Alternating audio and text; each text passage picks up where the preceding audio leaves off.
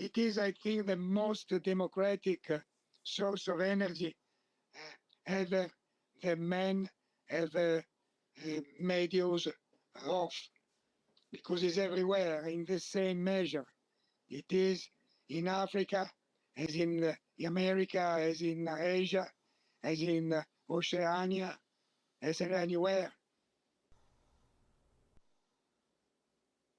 Yeah, unlimited potential. The potential is unlimited, exactly.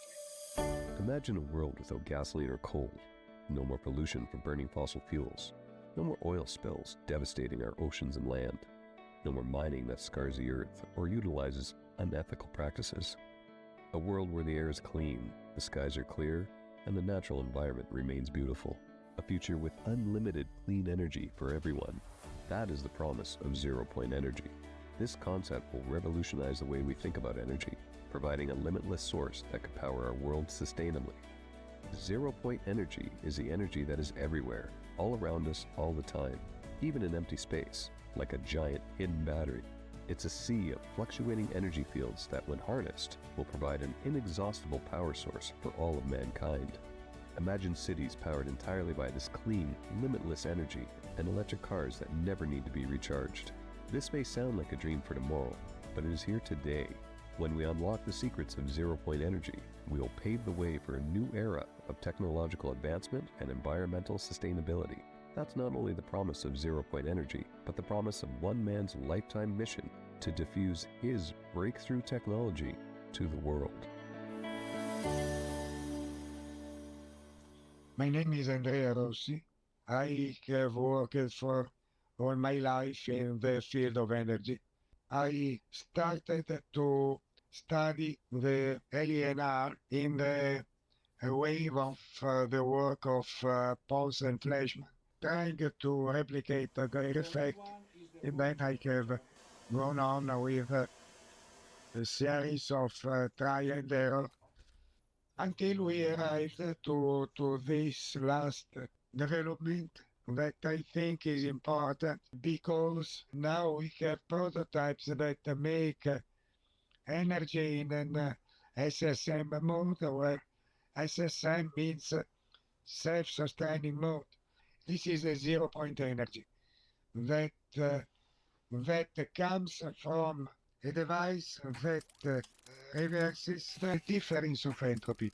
So instead of, along the third principle of thermodynamics, going into the increase of disorder if force or energy is not injected in a system, we use this principle to put in order electrons in a way that the difference of entropy of electrons is reversed.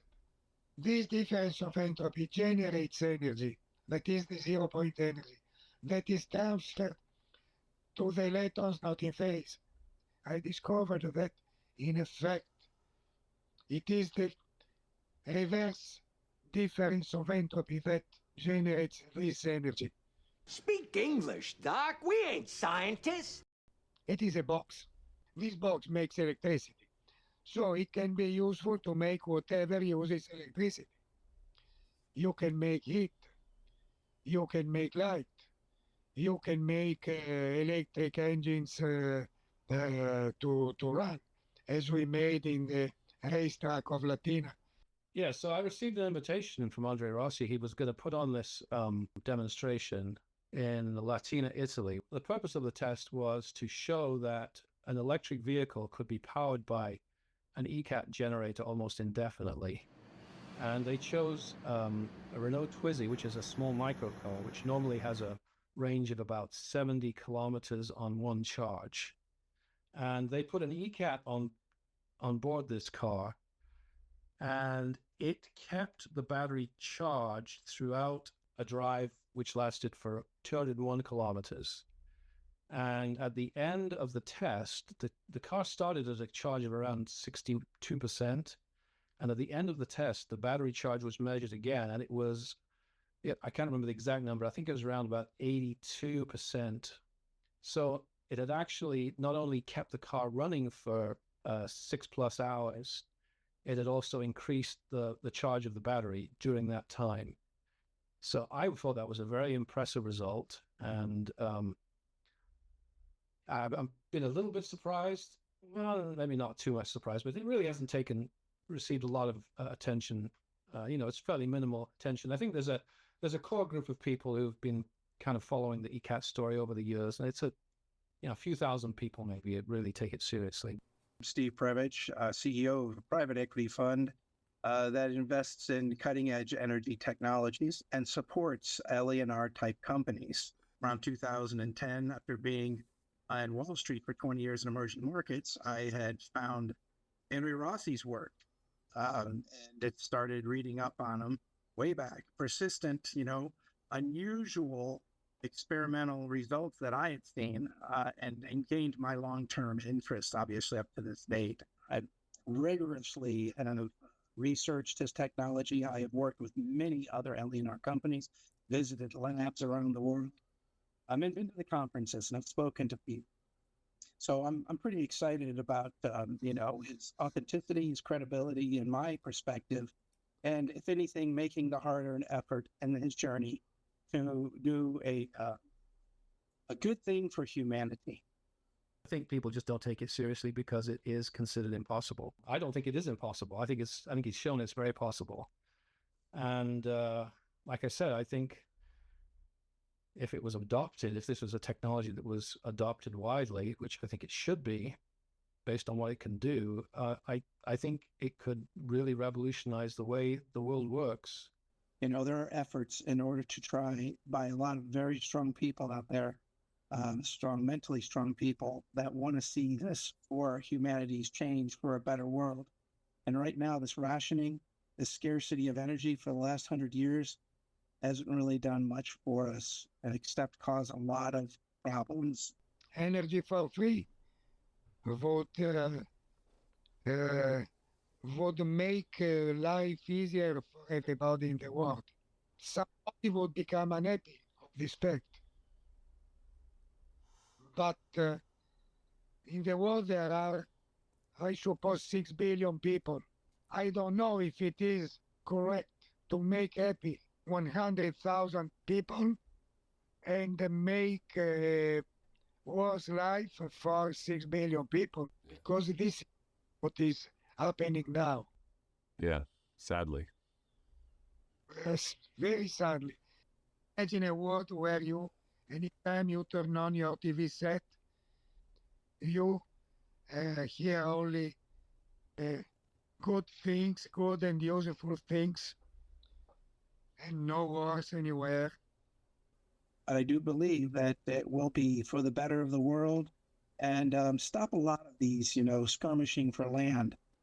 I mean, if I may, I can tell you that the war in Iraq was strictly, was Greenspan, quote him, if you think this is about the Twin Towers, it's really about oil. You can pull his quote up there. This is about oil. That's what most wars are fought over. It's usually energy and oil and coal. And this will make that obsolete. I've spent quite a lot of time with Andrea Rossi over the years. I've visited him and talked to him quite a lot. And I find him to be a very serious person, very committed. I've got 100% confidence in that his technology works. The bigger question in my mind has always been, can he make this a commercial success? I think that's probably the bigger challenge for him now. I think it seems like he's perfected the technology from a technical point of view, but I think the business world and the surrounding social and political implications, I think that's a big challenge to deal with, because obviously there'll be so many ramifications if it became, a technology that was used widely, because of the competing interests. So obviously you're not going to be too happy to see such a technology come along. So I don't know. That's the bigger challenge, I think, in my mind. Well, open source is a great idea for technology. But in certain circumstances, you do have to know that, just like with AI and Sam Altman, would he hand this over to someone he believes that would misuse it? and take it, militarize it. With Andrea Rossi, I get it. He wants to make sure it's not misused. And I also believe, there's nothing wrong with the money drop. He needs money in the coffers. He's got to fight these people that will go after his patent. There's literally 10,000 patents out there under LENR. And, he wants to make sure that, he's got that runway to get his technology out there, get the recognition he deserves.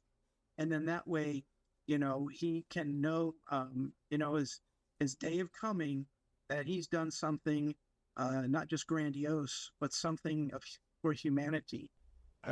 This is my mission, my professional mission. And the realization of this mission, which means this energy diffused in the world, would give a meaning to my professional life. You look over history and you see, there was the steam engine, and I guess before the steam engine there was the water wheel, and one type of energy source has gradually superseded others because of its superior characteristics. And I think ECAD has characteristics superior of any other source that I'm aware of. We've always been shackled to the grid. We've always been, rationed, scarcity, and that rationing and the grid. And of course, that's a great way for people to keep, themselves in the food line, money chain. And at this time, decentralizing that energy, you have ease of access. You have the freedom to know that no one can, knock off your electrical grid. No one can shut you out. And that will take us to closer to a type 1 planet and launch us into a different paradigm altogether. This technology will be a benefit in the long run. It will fill a major scarcity. Desalinations, for one, heavily energy intensive. You can have them everywhere you need to now. Heat in the Arctic, gardens in the desert, recycling plants. Those will, which are also heavily energy intensive, will make it worthwhile to recycle. And, besides the carbon footprint that it'll remove. Energy for free without pollution, because, by the way, the reverse direction of entropy does not emit any radiation, does not emit pollution of any kind, does not pollute water, does not pollute air, does not pollute earth. Obviously, the climate change issue would be strongly helped by a form or of energy that does not modify the balance between CO2, N2, oxygen, and water vapor in the atmosphere. If it starts getting a lot of attention, politicians are going to get involved, and when that happens, that anything can happen. I think what would really help him is if there was sort of a groundswell of popular support for it, because politicians are responsive to popular opinion, of course.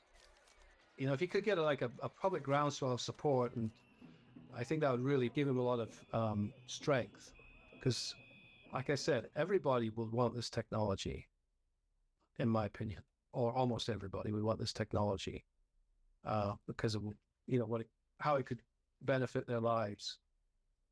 So I think once people recognize it as being real, I don't think people will be very happy if politicians somehow, or regulators somehow, buried it.